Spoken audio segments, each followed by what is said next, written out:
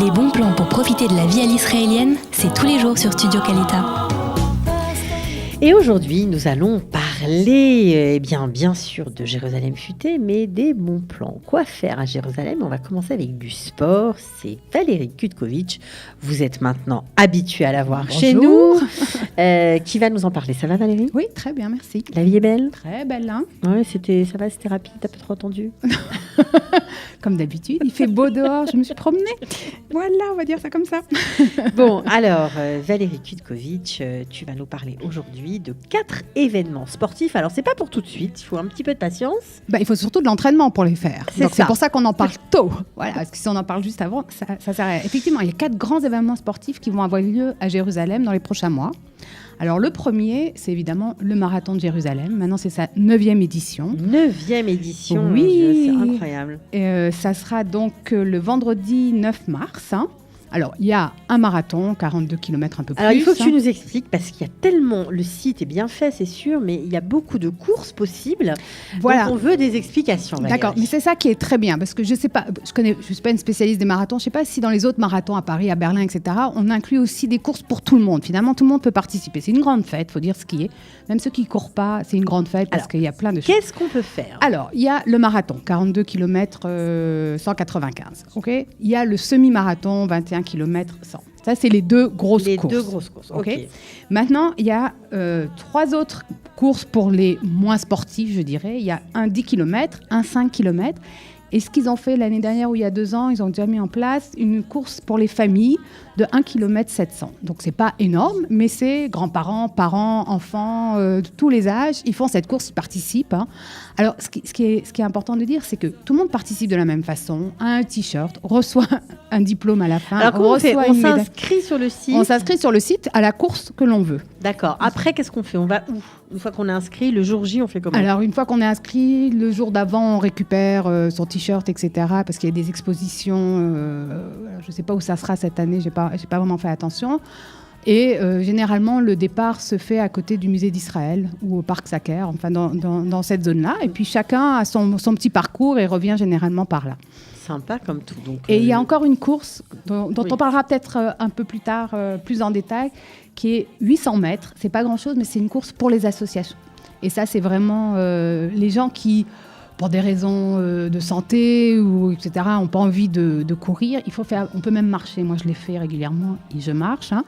Mais c'est juste une ambiance absolument extraordinaire que d'être là pour cette association. Il y a des causes, de belles causes. On voit souvent dans cette course-là courir des handicapés, exactement. Des gens qui a priori ne peuvent pas participer à un marathon et qui sont encouragés par la foule. C'est absolument génial et on a le droit à tout. Enfin, comme la même ambiance, quoi, la musique, etc. Vraiment tout pareil.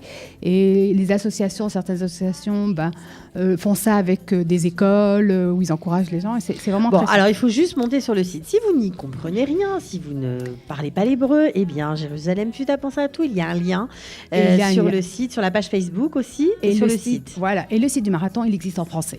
En anglais, mais il existe aussi. Pas toutes les pages, mais la plupart des pages existent en français. Je précise juste que l'inscription doit se faire jusqu'au 22 février.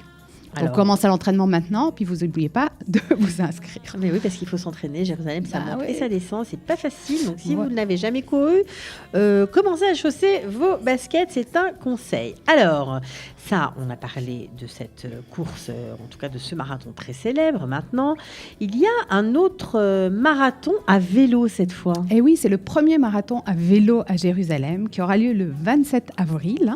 Et ça s'appelle le Grand Fondo New York. Alors, ça s'appelle comme ça parce que c'est une course qui a débuté à New York. C'est, je crois, quelqu'un, en ayant lu rapidement un peu, qui avait fait 7 Ironman, qui est vraiment l'épreuve reine entre le vélo, la natation, la course à pied, etc., qui a décidé de monter ça. Ça, en 2011, je crois qu'ils ont commencé. Ça a égrené maintenant dans je ne sais pas combien de pays au monde. Il y en a en France, il y en a en Italie. Et pour la première fois, ils arrivent en Israël. Et c'est à gratuit Jérusalem. En plus. Non, je crois que l'inscription... Non, les inscriptions coûtent quelque chose. Enfin, pas énormément. Bon, d'accord. Et donc là, vous avez 2 courses à vélo. C'est ça qui est gratuit. C'est la course d'entraînement qui est gratuite. Voilà, c'est ça. Alors, il y a 2 courses à vélo. Il y a 2 parcours. Il y a 130 km ou 70 km. Donc, vous choisissez suivant vos capacités et puis ce dont vous avez envie. C'est pour les super sportifs, je vous explique tout de suite, c'est pas pour tout le monde. Voilà. Elle ne va pas le dire, mais moi je vous le dis. Bon, l'inscription c'est jusqu'au 20 avril, donc vous avez encore un peu le temps de voir. Et alors ce qu'ils font, c'est que tous les mois, ils font une course d'entraînement gratuite, pour voir, en vérité, c'est pour permettre aux gens de voir s'ils ont la capacité de faire le 130 km ou s'il vaut mieux qu'ils s'inscrivent au 70. Donc là, le 12 janvier... Si vous en êtes là, tout va bien pour vous.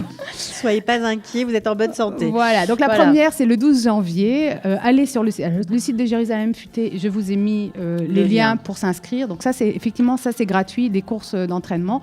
Et même si, je crois que vous pouvez la faire, même si vous ne faites pas après la course. Mais voilà. Donc c'est sur un bon plan.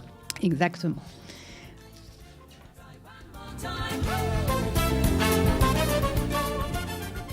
Alors, à la même date, une autre course, c'est celle de Yes Planet. Ça s'appelle Sovev Yes Planet. Voilà, on reste dans le vélo.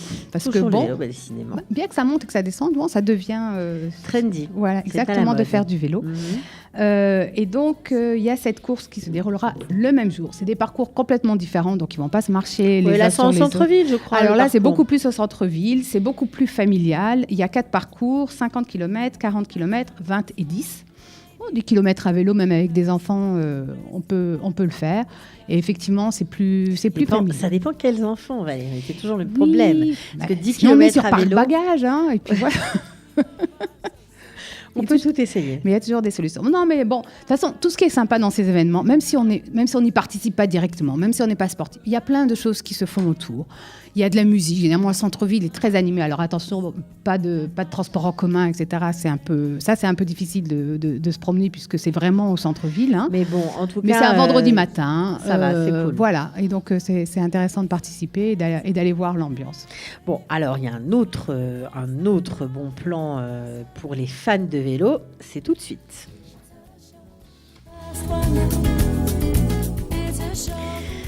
Alors, une première en Israël, c'est la première étape du Giro d'Italie. Alors, le Giro d'Italie, je crois que c'est le Tour de France et d'Italie, quoi. Voilà. Ouais, l'équivalent. Oui, c'est une course très, très connue. Et c'est très bizarre parce qu'ils commencent par un pays étranger. Alors, ça fait quelques années qu'ils commencent, leurs 3 premières étapes commencent généralement à l'étranger. Alors là, ils ont décidé de faire ça en Israël. C'est une grosse première parce que ça va être un événement ultra couvert par les médias. Parce que c'est vraiment les professionnels qui viennent. C'est génial. Alors ça se passe. La première étape se passe le vendredi 4 mai à Jérusalem. C'est une petite étape, c'est 9 km. Oui, mettez tout ça dans vos agendas.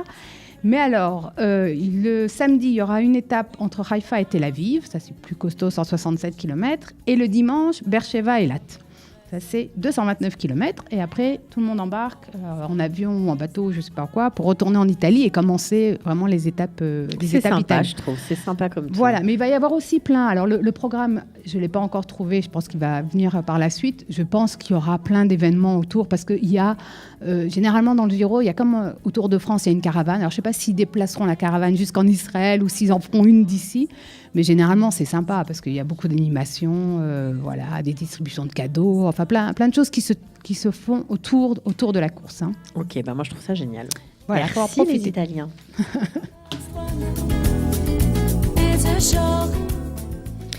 Et puis, pour ceux qui ont connu Teddy Kollek, et surtout pour ceux qui ne l'ont pas connu, eh bien, il y a une salle, un espèce de visiteur center qui lui est dédiée. Oui, au parc Teddy. Alors, on avait déjà parlé du parc Teddy, de ses fontaines. Alors, ça devient maintenant un coin sympa, surtout en été, parce qu'il y a des jets d'eau dans la journée, etc. Donc, c'est un parc qui se trouve en bas des murailles, en face de la tour de David. C'est-à-dire que c'est exactement à l'endroit où se déroule Chutzat Hayotzer, les grandes marches en pierre qu'on descend pour arriver au parc. Et bien, en bas de ces marches, il y a le parc Teddy. Voilà, il y a le parc Teddy, donc il y a des pelouses où on peut faire plein de pique-niques. Il y a ces fameux jets d'eau qui fonctionnent toute l'année, le soir en plus avec de la musique et des lumières qui sont très sympas, surtout en été. Et puis, donc, juste à côté, il y a une salle, un petit visiteur center, mais les gens passent à côté et généralement Mais vous êtes là, heureusement. On ne passe pas à côté, justement. Voilà, alors qui parle un peu de la vie de Teddy. Alors, il y a 2 choses dans cette salle. Tout d'abord, tout autour de la salle, il y a des photos de Teddy Kollek. Il était maire donc de Jérusalem, on le rappelle, entre 1965 et 1993, quand même un grand moment. C'est lui qui est à l'origine de plein de choses à Jérusalem, comme le zoo, le musée d'Israël, le musée de la Tour de David, le stade, parce qu'il aimait beaucoup le football et qui considérait que le sport, c'était aussi de la culture. Donc c'est lui qui a construit pas mal de stades, etc. Donc vous avez des photos de lui avec plein de gens, des politiques, des acteurs de cinéma. C'est une page d'histoire d'Israël et surtout de Jérusalem. Il y a Sarah Fawcett, il y a plein de gens. Non, mais c'est vrai, des séries de notre enfance qu'on voit, etc. Il y a un très beau dessin de Picasso, un portrait de lui de Picasso, que Picasso a dessiné lorsqu'il est venu faire sa première exposition en Israël. Et puis il l'a dédicacé à... Donc on voit, voilà. Je crois qu'on voit une photo. Et puis après, au milieu, il y a une pyramide, une très jolie pyramide en verre. Au bas de cette pyramide, il y a une maquette de Jérusalem qui montre justement certaines des réalisations dont Teddy Kollek est responsable. Et il y a un film qui passe un peu c'est comme des hologrammes. Donc ça, que vous soyez n'importe où autour de cette pyramide, vous voyez le film qui retrace un peu sa vie, donc de son enfance en Hongrie, quand il est monté en Israël, quand il s'est présenté par hasard, presque par hasard aux élections et qu'il les a gagnées. Hein. Et donc, il est resté en place. Et bon, il fait partie quand même de l'histoire. Et de l'histoire d'Israël, de l'histoire de Jérusalem, très clairement. Voilà. Il a développé cette ville et il a même un lien, on va dire, un peu incroyable, mais c'est vrai. Il a un lien avec Yerushalayim Shel Zahav, la chanson. Ah ouais. Et bien oui, parce qu'en fait, il avait mis en place à l'époque un concours. Voilà, c'est vrai qu'elle a été faite pour un concours. Et il avait demandé à Naomi Shemer d'écrire une chanson. Et c'est sorti. Qu'elle avait écrit avant la guerre et qui après elle a rajouté le dernier truc et qui est devenu l'hymne un peu de la guerre de 67. Oui, mais c'était juste à ce moment-là qu'il lui avait demandé d'écrire cette chanson. Voilà. Voilà, une raison de plus d'aller voir. Tout se recoupe. D'aller voir ce petit film qui est vraiment sympa. Quoi.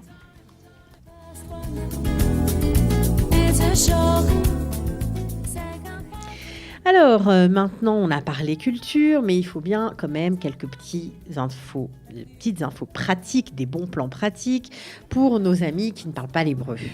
Ou pas trop bien encore. Pas trop bien, qui sont en devenir, mais parfois, quand on doit avoir affaire à l'administration, je pense notamment au service de la mairie, c'est pas toujours évident. Voilà, alors ils ont mis en place un nouveau service, de traduction simultanée. Alors, comment ça se passe ? Il faut nous expliquer, Valérie, parce que sinon, on n'a pas compris. J'ai testé. Alors, je précise que pour l'instant, même à la mairie, ils ne sont pas très nombreux à savoir que ça existe. Donc, il faut un peu comme ça. Voilà, donc il faut un peu insister au fur et à mesure. Je pense que ça va se mettre en place. Mais j'ai testé, donc ça existe. Si vous êtes à la mairie, donc en face d'un employé, ou si vous êtes au téléphone parce que vous avez une question, vous dites mon hébreu, c'est pas ça, j'aimerais que vous me mettiez en contact avec un traducteur. Donc, il téléphone, et puis il y a une troisième personne qui arrive sur la ligne, donc qui est une personne extérieure à la mairie, qui est un traducteur. Donc, moi, c'était un gentil monsieur qui a traduit. Donc, je posais une question, il traduisait en hébreu, la dame. Et c'est un service gratuit ? C'est un service gratuit que vous pouvez demander. Alors, il y a des horaires pour ce service. C'est le matin. C'est les mêmes horaires généralement que les bureaux. Voilà. Tout ça, c'est sur le site. Ça existe en d'autres langues, en anglais, en russe, en arabe, en amharique et en yiddish. Mais ça existe en français. Alors, insistez un peu parce que vous y avez le droit et normalement, il n'y a pas de problème. Si vraiment vous avez du mal, envoyez-moi un mail parce que la dame qui s'en occupe m'a demandé de lui dire si vraiment les gens ne savaient pas. J'avoue, j'ai téléphoné au standard, ils n'étaient pas au courant, mais en insistant... Mais oui, forcément, parfois la mairie fait des choses, des actions nouvelles, etc., crée de nouveaux services, mais tout le monde n'est pas informé au sein de la mairie. Et puis si personne ne le demande, ils pensent que ça c'est pas nécessaire et puis ils vont finir par l'enlever. Non, ce serait dommage. Alors demandez-le, vraiment, et c'est vraiment la traduction simultanée. Et puis ça peut aider parce qu'on n'a pas toujours les termes techniques. Ça peut marcher quand on est au téléphone, mais ça peut aussi marcher quand on est sur place. Et qu'on ne s'en sort pas avec l'employé qui est en face de nous. Voilà. On peut lui dire, appelle le traducteur s'il te plaît. Oui, j'ai besoin de ce service et il est censé appeler le traducteur et le traducteur doit faire Et s'il nous dit, mais c'est quoi ? De quoi tu parles ? Eh ben, il faut se renseigner. Il faut se renseigner, ça existe. Ouais, d'accord. Voilà. Ok, très bien. Ça me rappelle que ce service de traduction simultanée existe aussi pour les usagers de la Coupatrolim. Exact. Par le ministère de la Santé qui a mis il y a quelques années ce service en place. Alors ça marche pas par téléphone. Enfin, c'est-à-dire, si, c'est un service qui marche par téléphone, mais il faut que vous soyez en face du médecin ou de l'infirmière que vous lui demandiez à ce qu'il appelle le service. Hein, et le médecin doit donner son autorisation. Moi, j'ai parlé à la dame qui s'en occupe, elle m'a dit très rarement les médecins n'autorisent pas les en général, parce qu'il y a le secret voilà, médical. Mais si vous donnez votre autorisation et que le médecin donne son autorisation, donc il y a une personne aussi aux horaires d'ouverture de la COPA qui pourra vous aider à comprendre la consultation et à traduire tout simplement dans votre langue, en français notamment. Voilà, plein d'autres langues, mais il y a le français. Eh bien, écoutez, Valérie, merci beaucoup d'être venue aujourd'hui pour nous parler de tous ces bons plans. Alors, ça a été varié aujourd'hui. Du sport, des infos pratiques, on aime bien. Du vélo, de la course à pied. Il faut commencer à s'entraîner. La culture avec Teddy Collect, formidable. Bon, on va essayer de s'entraîner. Mais enfin bon, pour nous, ça va être... je ne sais pas si ça va suffire, le laps de temps là. Le 800 mètres, franchement. 800 mètres, bon, peut-être. Allez. Merci d'être venu. De rien. Et on se retrouve la semaine prochaine. Allez, pour la semaine d'autres prochaine. bons plans avec Jérusalem Futée. Ciao. Ciao. Les bons plans pour profiter de la vie à l'israélienne, c'est tous les jours sur Studio Kalita.